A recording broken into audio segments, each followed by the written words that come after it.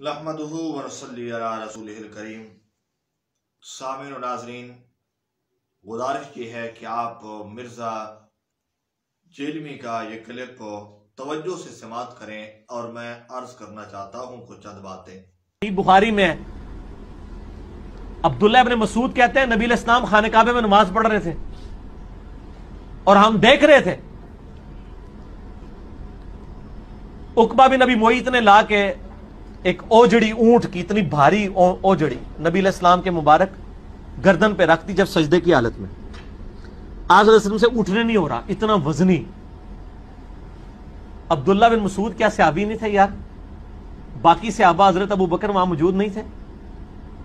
किसी की जुर्रत नहीं हुई है कि जाके वो ओजड़ी हटाए।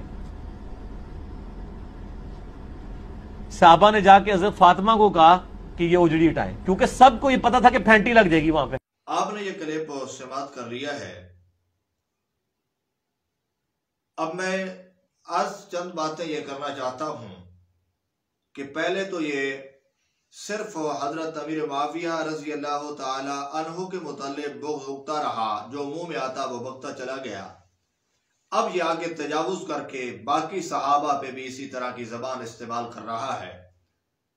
ये राज़ियत नहीं तो और राज़ियत किस चीज का नाम है? और मैं इसको सुनने वाले नौजवानों से और उन प्रोफेसर और जो लोग इसे सुनते हैं उनसे बड़ी इल्तिमास के बड़ी दरख्वास्त करूंगा उनसे कि मेरी बात को तअस्सुब की ऐनक को उतार कर, बुग़्ज़ व इनाद को निकाल कर मेरी बात को गौर से सुनिएगा जरा। मैं एक अलामा मिज़ी ने ताज़ीबुल कमाल, ये मेरे हाथ में है अलामा मिज़ी की, उन्होंने यहां हजरत इमाम नसाई रहमतुल्लाह की ये बात नकल की है। जिल्द नंबर 1 है, इसका सफ़ा नंबर है 45। इसमें उन्होंने नकल किया है कि इमाम नसाई रहमतुल्लाह से पूछा गया कि आप बताएं हजरत अमीर मुआविया रजी अल्लाह ताला अन्हु के मुताल्लिक कोई हमें अर्ज बताएं, आप हजरत अमीर मुआविया के मुताल्लिक उनके मुताल्लिक आपका क्या ख्याल है? इमाम नसाई रहमतुल्लाह ने बड़ी खूबसूरत बात की। इमाम नसाई फरमाते हैं कि ये जो इस्लाम है ये एक घर की मिसल है, कदारिन लहा बाबुन, ये घर की मिसल है। जिस तरह एक महल होता है, घर होता है, चारदीवारी होती है, उसी की तरह है, उसके लिए एक दरवाजा है। तो इस्लाम एक महल की तरह है, तो उसका दरवाजा है, तो इस्लाम का दरवाजा सहाबा है। जिस बंदे ने सहाबा को तकलीफ दी उसने इस्लाम पे हमला आवर होने की कोशिश की है, क्योंकि तकलीफ दरवाजे को खटखटाने वाले का मकसद दरवाजे से नहीं होता, अंदर दाखिल होना होता है। तो फरमाया अमीर मुआविया रजी अल्लाह ताला अन्हु भी जी इसी तरह है कि जिस बंदे ने हजरत अमीर मुआविया रजी अल्लाह ताला अन्हु के मुताल्लिक कोई गलत बात का इरादा किया तो उसने तमाम सहाबा के मुताल्लिक किया, यानी बाबो सहाबा है। ये बाकी कुतुब में भी उलमा की मुहद्दिसीन की कुतुब में ये बात मौजूद है कि हजरत अमीर मुआविया बाबो सहाबा है, जैसा कि इमाम मालिक रहमतुल्लाह का एक कौल भी है। इमाम मालिक फरमाते हैं जो बंदा हजरत अमीर मुआविया रजी अल्लाह ताला अन्हु को गालियां निकालेगा तो वो हजरत अबू बकर को गालियां निकालेगा। ये बाबो सहाबा है, ये दरवाजा है, जो इस दरवाजे से दाखिल होगा उसकी जबान से, उसकी कलम से कोई बंदा, कोई सहाबी महफूज नहीं रहेगा। आप देख लें मौदूदी को, जब हजरत अमीर मुआविया पे गुफ्तगू करने खिलाफत मलूकियत पड़ी है, आप देखें कोई सहाबी महफूज नहीं रहा। इसी तरह ये मिर्जा जो कि हजरत अमीर मुआविया के मुताल्लिक बुग़्ज़ उगता रहा, जो मुंह में आया बकता चला गया, ये इतना गंदा इंसान है। अब इसका गंद वो बाहर आ रहा है जो गंद अंदर था। इस खिबासत को ये खोल रहा है और किसकी खिबासत बाहर आ रही है, ये दुनिया देख रही है इसकी खिबासत को। इतना गलीज तरीन और गंदा इंसान हजरत अबू बकर सिद्दीक के मुताल्लिक ये अल्फाज इस्तेमाल करते हुए थे, हया और शर्म नहीं आई? मेरे दोस्तों, सुनने वालों, मेरे दोस्तों गौर कीजिए, फिक्र कीजिए, अपनी आखिरत बर्बाद न कीजिए। ये तो चंद रोजा जिंदगी है। आप अपनी आकबत को संवारने के लिए सहाबा के दामन को पकड़ना पड़ेगा। जो हजरत अमीर मुआविया का दुश्मन है वो अबू बकर सिद्दीक का भी दुश्मन है। आपके सामने ये राज़ियत सामने खुलकर आ रही है इसकी। یہ لبادہ اوڑھ کر اور یہ سنیوں کے لباس میں ایک رافضیت چھپا ہوا جس کی اب رافضیت سامنے کھل کر سامنے آ گئی ہے. یہ کہہ رہا ہے بخاری کے حدیث کو لے کر 3185 نمبر کی روایت کو لے کر کہ حضرت عبداللہ بن مسعود فرماتے ہیں نبی پاک صلی اللہ علیہ وسلم کے اوپر آ کر آپ نماز ادا کر رہے تھے بیت اللہ میں تو کفار نے آ کر اوجری ڈال دی. اب اوجری کو ڈالا گیا تو صحابہ نے جا کر حضرت فاطمہ کو بتایا. حضرت فاطمہ آئی, انہوں نے اتارا. سب سے پہلی بات تو یہ اوجری نہیں تھی. اس جاہل سے پوچھئے, اوجری نہیں تھی. یہ بچہ دانی کو صلاح کہا جاتا ہے. یہ اوجری نہیں تھی. یہ جاہل آدمی, بیوقوف اور صحابہ پہ تبرہ کرنے والا یہ گندا آدمی, اسے پوچھئے. یہ اوجری نہیں تھی. یہ کیا تھی؟ یہ بچہ دانی تھی جو آ کر نبی علیہ السلام پہ انہوں نے آ کر ڈالی. اور پھر اس روایت کا حضرت ابو بکر کے ساتھ دور دور کا کوئی تعلق نہیں ہے. کہاں تھے ابو بکر صدیق؟ کہتے ہیں صحابہ موجود تھے اور پتہ تھا انہیں کہ اگر ہم گئے تو ہمیں تو لگے گی, مار پڑے گی, اس لیے نہیں گئے. مار پڑے گی, وہ مار سے ڈرنے والے نہیں ہیں. وہ نبی کے یار, وہ نبی کے یار تو اپنی بچوں اولادوں کو قربان کرنے والے لوگ ہیں. ابو بکر صدیق تو وہ ہے, ڈرنا تو جگہ پہ رہا. ابو بکر صدیق تو وہ ہے جس کو بیت اللہ میں آپ اسط الغابہ اٹھائیے, آپ سیر کی کتابوں کو اٹھائیے, آپ حدیث کی کتابوں کو اٹھائیے.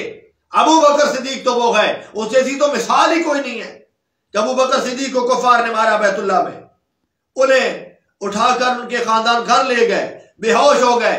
جب ہوش میں آیا تو ماں نے دودھ پیش کیا کہ دودھ پیے. کہا نہیں, جب تک میں رسول اللہ صلی اللہ علیہ وسلم کے چہرے کو نہیں دیکھوں گا اس وقت تک میں کوئی چیز کھانے پینے کے لیے تیار نہیں ہوں. انہیں لایا گیا, پھر آپ علیہ السلام کی زیارت کرائی گئی. کیا یہ چیزیں نظر نہیں آتی اس بے وقوف اور اس گدھے کو کہ حضرت ابو بکر صدیق کے متعلق یہ الفاظ استعمال کر رہا ہے کہ صحابہ کو پتا تھا مار پڑے گی, صحابہ ڈرنے والے نہیں تھے, اس لیے آپ بخاری کی حدیث کو اٹھائیے. نبی پاک صلی اللہ علیہ وسلم نے فرمایا, حضرت بخاری کی حدیث نمبر ہے 3661 کہ نبی پاک صلی اللہ علیہ وسلم نے حضرت ابو بکر حضرت عمر کا آپس میں کوئی معاملہ ہوا تو فرمایا کہ عمر تم نے میری تکذیب کی تھی, یہ وہ شخص ہے جب میں نے اس پہ کلمہ پیش کیا تو اس نے میری تصدیق کی ہے. بغیر سوچے سمجھے نبی علیہ السلام نے جب ان کے سامنے کلمہ رکھا تو انہوں نے کیا کیا, اس کو قبول کر لیا. اگر ڈرتے ہوتے وہ کر صدیق تو کلمہ پڑھ لیتے. وہاں کلمہ پڑھنا کتنا مشکل تھا جب اسلام کے ابتدائی دور تھا, کوئی مسلمان نہیں تھا, اس وقت کلمہ پڑھنا کتنا مشکل تھا. لیکن حضرت ابو بکر نے بغیر کسی دلیل کے پوچھے حضرت ابو بکر نے کلمہ پڑھ لیا تھا اور آپ کے ہاتھ پر بیعت کر دی. پھر آپ نے تبلیغ بھی حضرت ابو بکر صدیق نے کی, پہلا خطبہ بھی جا کر بیت اللہ میں دیا. اسط الغابہ اٹھائیے, آپ دیکھیے یہ باتیں, یہ ساری چیزیں موجود ہیں. نبی علیہ السلام نے اس لیے تو فرمایا بخاری کی کیا یہ حدیث سے نظر نہیں آتی, اس رافضی کو یہ بات نظر نہیں آتی. 3858 نمبر 3858 نمبر کی روایت جس میں نبی علیہ السلام نے فرمایا, نبی پاک صلی اللہ علیہ وسلم کو جب کفار نے مارا, حضرت ابو بکر کو پتہ چلا تو گھر سے حضرت ابو بکر آئے. حضرت ابو بکر نے کہا, کفار کو کہا, اتقتلون رجلا یقول ربی اللہ.